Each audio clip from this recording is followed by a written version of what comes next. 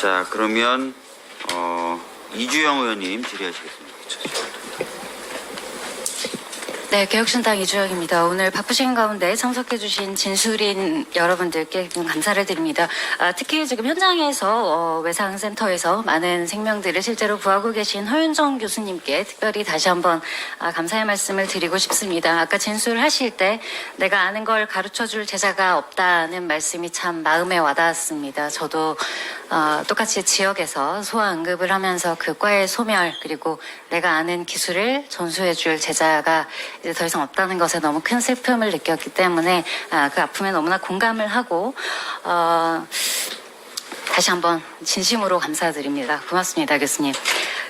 제가 이 오늘 추계위원회 법제화를 위한 공청회를 들어올 때는 추계위에 대한 기대가 그래도 좀 있었습니다. 전공의들의 요구사항이기도 했고 또 이것이 어떤 시발점이 될 수 있지 않을까 해서 들어왔는데 굉장히 표류하고 있다는 느낌을 많이 받습니다. 지금 이게 부칙이 물론 따로 있기는 합니다만 추계위 자체가 이게 장기 종목적으로 만들자는 것인지 2026년 의대 정원을 봉합하자는 것인지에 대한 논의가 지금 아직도 컨센서스가 없는 것 같고 진술인 명단도 보면 지금 우리가 논의해야 되는 것은 의료 인력 전체에 대한 수급 추계인데 지금 간호계도 안 들어와 있고 뭐 주무사라던가 의료 기사에 대한 논의도 사실 전혀 이루어지지 않은 상태로 공청회가 진행되고 있는 점에 대해서 사실 유감을 표하는 바입니다. 그런데 이렇게 표류를 할 수밖에 없는 그리고 모든 패널분들의 의견이 모두 다를 수밖에 없는 이유는 기본적으로 통일된 정책적 지향점이 없기 때문이라고 저는 파악이 되는데 기본적으로 보건의료 발전 계획 등이 분명하게 서 있으면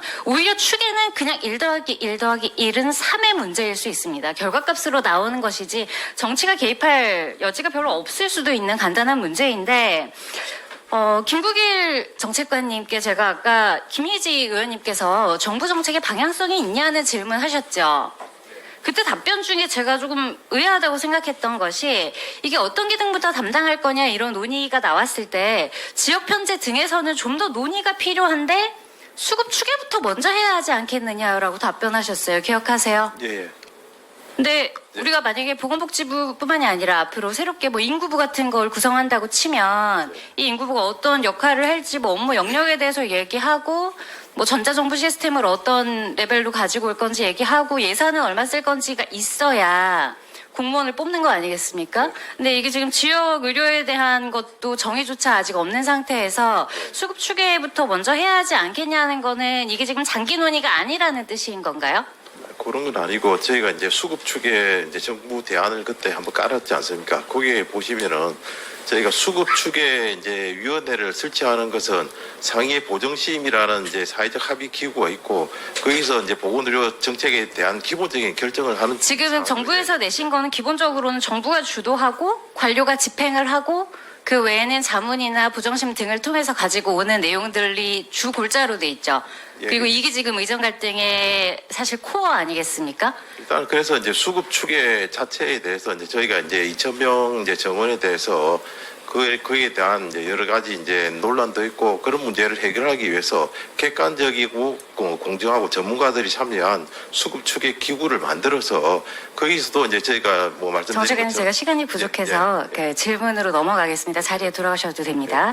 제가 안덕선 진수리님 그리고 장원모 진수리님께 각각 여쭙고 싶은데 저희가 국감에서도 그렇고 지금까지 여러 번 전체 회의를 통해서 확인한 바에 의하면 건보재정 고갈에 대한 대책이 아직은 현실적으로 존재하지는 않는 것 같습니다. 그리고 수요에 대한 논의도 아직은 없고 보건의료 발전 계획도 5개년마다 세워야 되는데 그게 없는 상태이기는 합니다. 그런데 안덕선 진수리님은 여러 해외 사례를 알려주셨고 장원모 진수리님께서는 우리가 이것을 어떻게 추계할 것인지에 대해서 여러 가지 요소와 모델에 대해서 말씀해 주신 바가 있는데 이러한 것이 시스템에 대한 통일된 의견 없이 숫자를 논의한 타 국가의 사례가 있는지 그리고 없다면 혹은 적다면 어떤 부작용이 우려되어서 그렇게 하지 않는지에 대해서 안덕선 진수리님 그리고 장원모 진수리님 답변해 주시면 감사하겠고 또 정재훈 진수리님께 제가 여쭤보고 싶은데 저는 개인적으로는 이 추계위원회가 어떻게 형성이 되건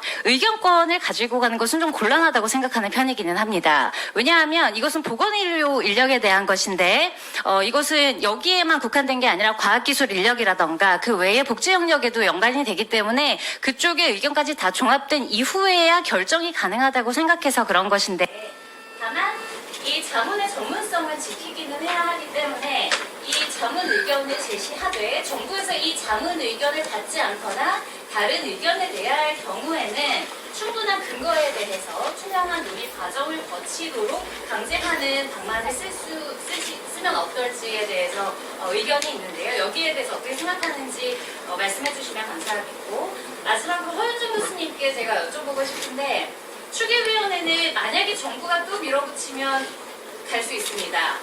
그리고 1000명이 필요하다, 10,000명이 필요하다 결과가 나올 수도 있습니다.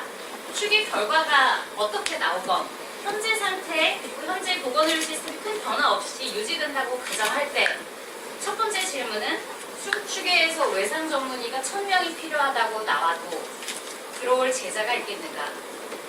그리고 외상 외과가 수급추계위원회 결과와 관계없이 지속 가능한 현실인가에 대해서 말씀해 주시면 감사하겠습니다. 예, 의원님 질의 감사드립니다.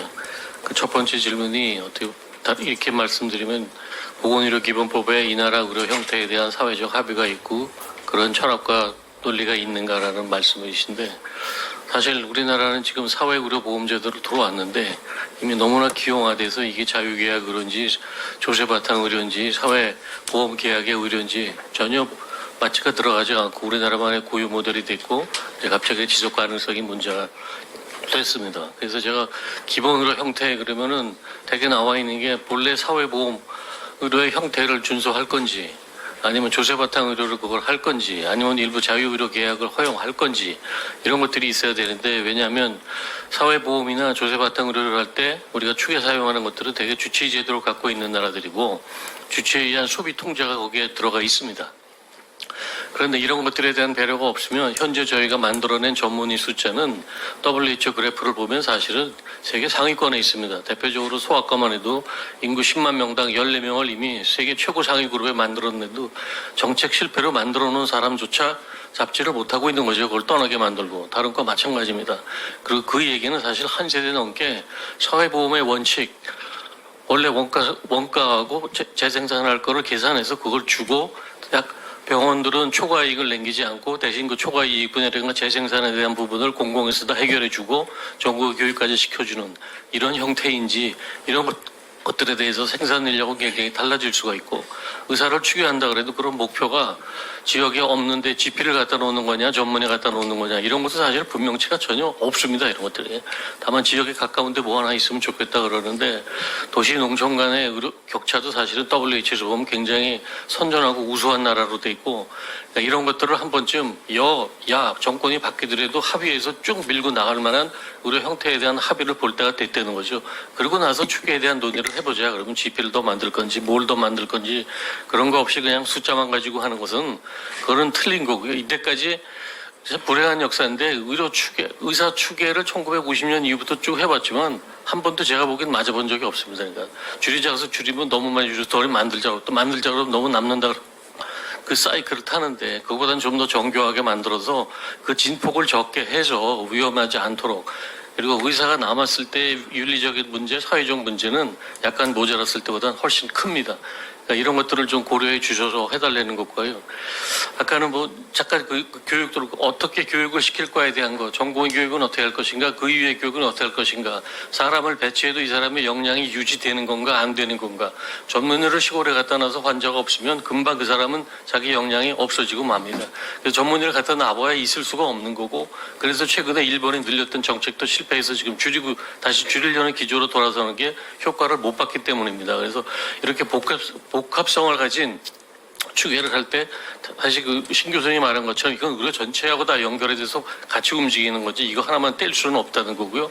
그것의 근본이 되는 것은 보건의료 제도에 대한 기본적 형태를 결정하고 여든 야든 바꾸지 말고 제대로 밀고 나갈 것 하나 정해보자. 이 말씀 뜻이었습니다. 감사합니다. 네. 네, 질의 감사합니다.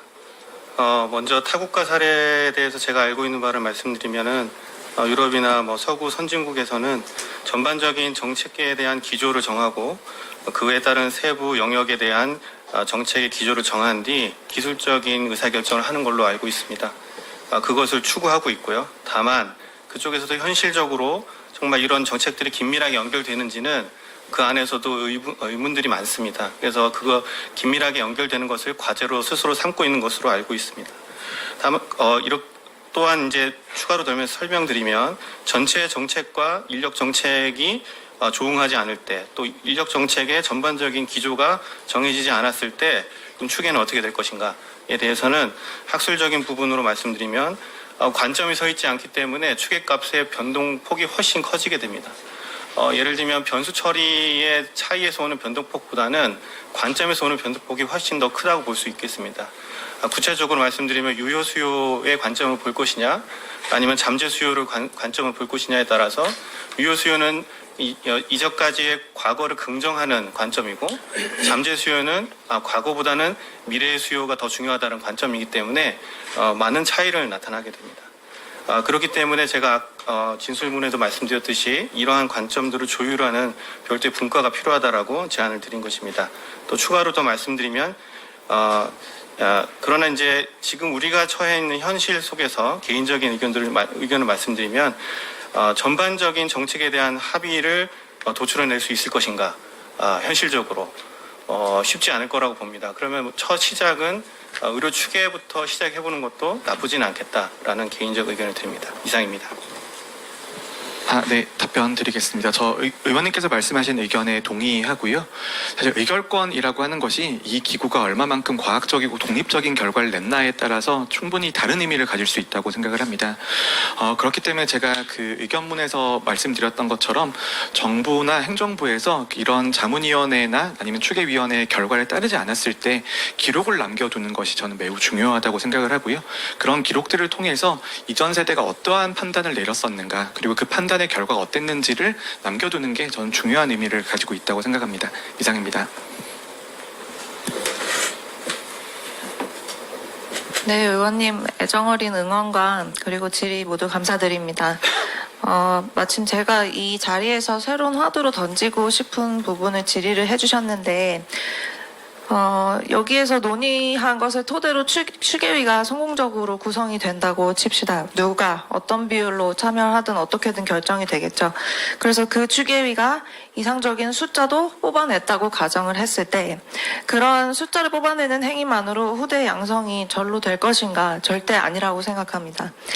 추계위가 현장 의료진의 처우와 수가 개선을 통해 전문의 수련을 위한 유인을 제공할 것인지에 대한 고민, 그리고 아까도 말씀드렸던 교수들이 교육에 집중할 수 있는 여건을 마련하는 것, 또한 의료 이용 및 배분에 관한 재논의, 이런 것을 같이 논하지 않는 한은 결국은 공허하고 소모적인 행정 절차로 전락할 수가 있을 것 같기 때문에 상당히 우려스럽습니다. 그리고 이 답변 내용은 다음 질문이 이제 외상센터의 지속 가능성에 대해서 물어보신 것에 대해서도 연결이 되는데 저는 평소에 늘 하고 있는 생각이 현재의 시스템과 구조로 10년 이상 외상센터가 지속이 될 수 있을 것인가 0%라고 확률 생각합니다. 필수 의료의 대가 끊기고 있고 의대 증원한다고 필수 의료의 학생이나 전공의가 오지 않는다는 것은 이제 더 이상 설명할 필요가 없을 것 같습니다.